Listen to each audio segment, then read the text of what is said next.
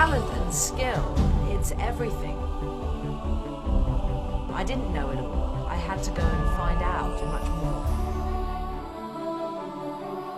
You have to go for it, you have to commit to it, you have to feel confident to be able to do that, you have to believe in yourself.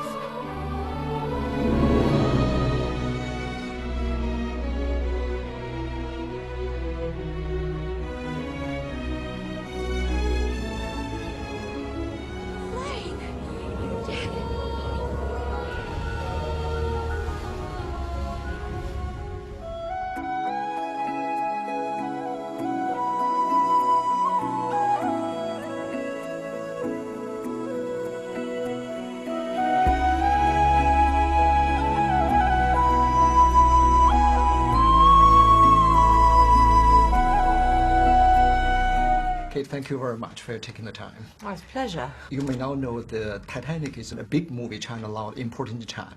So you and Leo are the first two actors and actress, a very famous star, and the new generation get to know. So that's why you have lots of fan base. Weird company issue is kind of like IMDb in China. You're rated at very top. With Meryl Streep and Daniel Day-Lewis. Oh and a lot of questions we came up today is from the audience, from the users, is that how much need talents versus hard work to be this good in performance? You know, I mean, talent and skill it's everything as an actor. I mean, I think that, you know, you can't sustain a career unless you're actually good at your job. I mean, I think that some people become famous for a variety of different reasons, and often I think the media can be responsible for making someone often more famous than perhaps that person is ready to be. And I feel that when I became so famous with the success of Titanic so quickly, I almost wasn't ready to be a famous person. You know, I didn't know myself well enough. I didn't know how to cope with that level of fame. But also as an actor, I still had so much more to learn. And I knew that. I knew that I still had more skills to acquire and more experiences to have from life and from work. And I do feel very lucky that way back then, I was at least able to identify with the fact that I needed that as a person, as a young woman. I didn't know it all. I had to go and find out much more.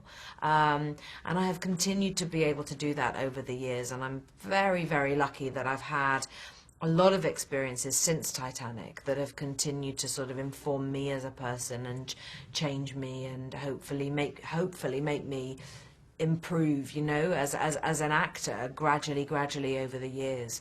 But it's no, it's, you know, skill and talent is very, very important.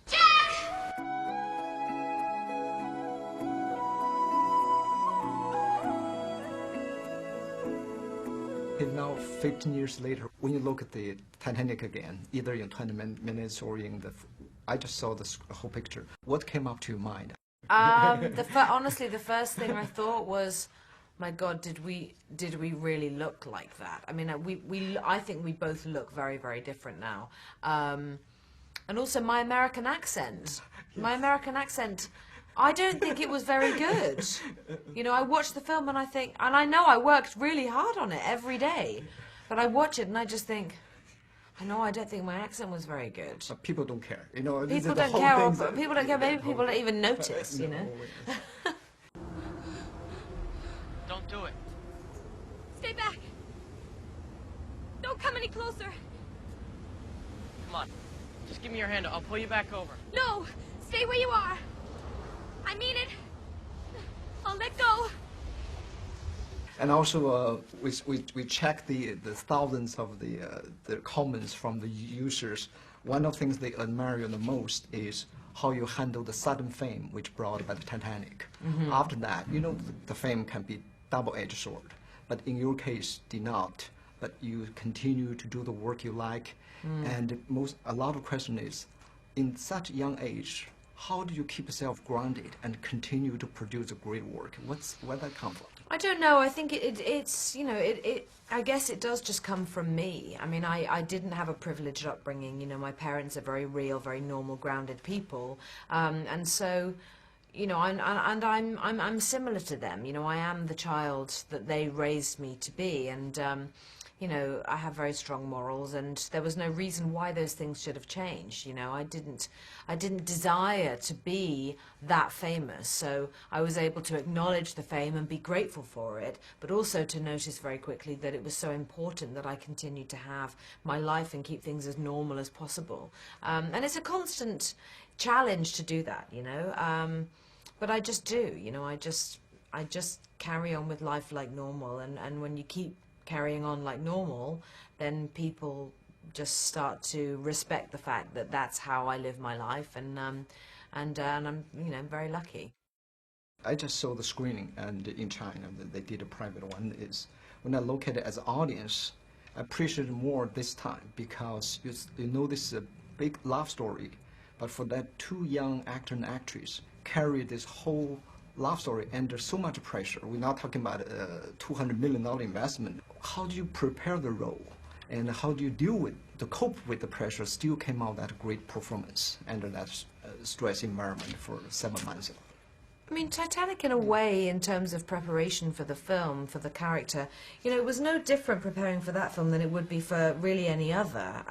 Physically, I had to prepare more because mentally and physically. Yeah, because it was like running a marathon, you know. So whereas normally as an actor, you know, you can just prepare all of the emotional stuff, I had to prepare for the character, but I also had to. I did a lot of quite specific exercising and things to physically stay strong, you know, because we had to spend a lot of time running and in cold water, and you know, you just have to kind of build up your endurance levels and your fitness levels to be able to get through something like that, you know.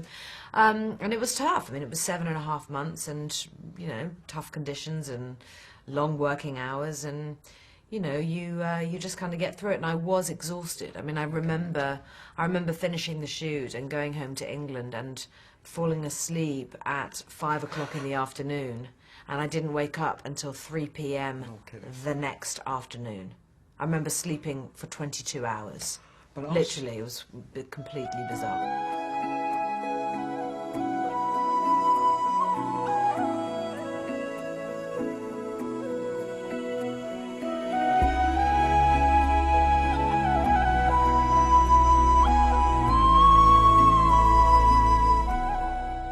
In China, Titanic is big, but the most talk about is the year 2008. The two film was really resonated and impacted your fans in China is the April versus Hannah. Oh yes, Revolutionary Road and the Reader. It's very big in China. They debate and they discuss. The people love it. And how did you not act April, rather you become one? And especially in the breakfast scene, and also the other one people talk about is the courtroom scene in the Hannah, in the Readers. The question is, how did you prepare yourself to present such a full figure? You become the character rather than act in many ways. I just try really hard, you know. I just put myself into that frame of mind, you know. I'm just not Kate. I'm just become that person. I mean, I think with Revolutionary Road and the breakfast scene that you talk about at the end, you know, the writing of that scene is unbelievable. I mean, it was the most immaculately written scene.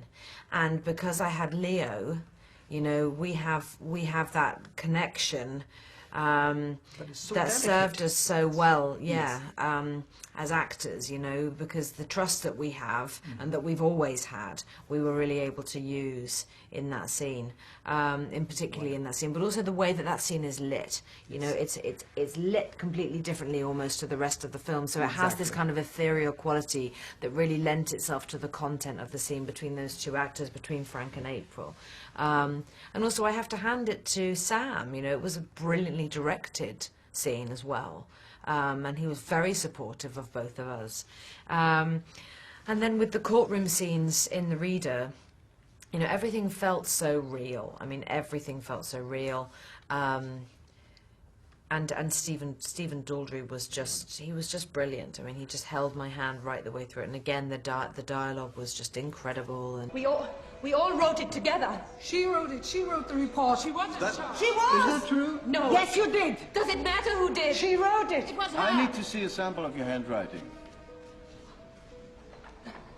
My handwriting? You've been working with all the great directors, and from Peter Jackson, the first one, and Ann Lee, and James Cameron. But from a great actor point of view, what's make the great director stand out from the rest, a part of the rest?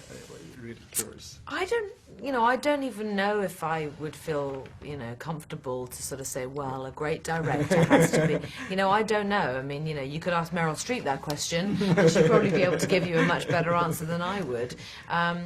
But for me, I get tremendous satisfaction through working with a director who I can have a collaboration with, to feel included in the process of putting the film together, discussing the scenes, discussing the characters, and really, really working closely together with the director. That's very important to me, because then I can understand their vision much better. I can share in what it is that they want in a much clearer way, rather than feeling as though, the actors arrive and I'm going to direct them what to do, and then I'm going to go over here and film them. I sort of have to feel as though the two worlds collide. And I've been very lucky. Particularly, I think, in the last 7-8 years, I've really found that a lot, having that kind of collaborative relationship with directors. Kate, I mean, interrupting that is, China right now becomes second largest movie market. A lot of young people begin to get into the industries. We see a lot of questions from the young professional want to get into actings. Would you give them some advice from you for those struggling and or start to get into this career? I think that well, it's like anything in life, but particularly with acting or performing of any kind, you have to feel confident to be able to do that, and in order to feel confident you have to believe in yourself. So I think I would say to any young person, who was trying to get into acting or filmmaking, you just have to believe that you can do it. You have to go for it, you have to commit to it, you have to be professional about it, keep learning, keep an open mind, You can never know enough, you can never learn enough. And you always have to be receptive to whatever new knowledge is coming your way. I think that's the most important thing. Okay, the last question is, I have to ask, otherwise I cannot be allowed to go back to China. As a good friend and co-worker with Leo, and what's your take on him as actor and also as a person? He's the best man in the world. He's very, very funny. He's funnier than anyone would ever know.